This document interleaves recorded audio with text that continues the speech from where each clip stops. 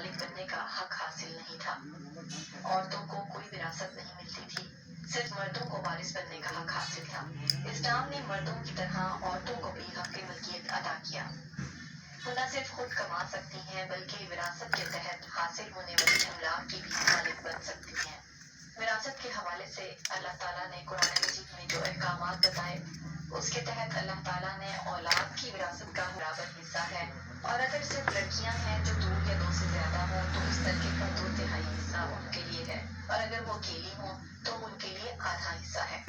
पाकिस्तान एक इस्लामी रियासत है, इसके बावजूद यहाँ आज भी समाजी और मुआशी नाइंसाफियाँ सबसे बढ़कर जबर, तशद्दुद और सकाफती तरीकों के जरिए उनकी विरासत हथियाने के वाक़यात छोटे शहरों और देहातों में कसरत से पाए जाते हैं।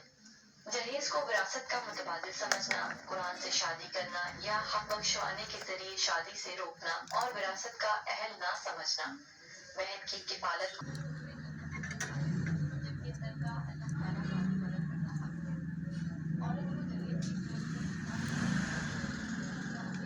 मज़ा तो आने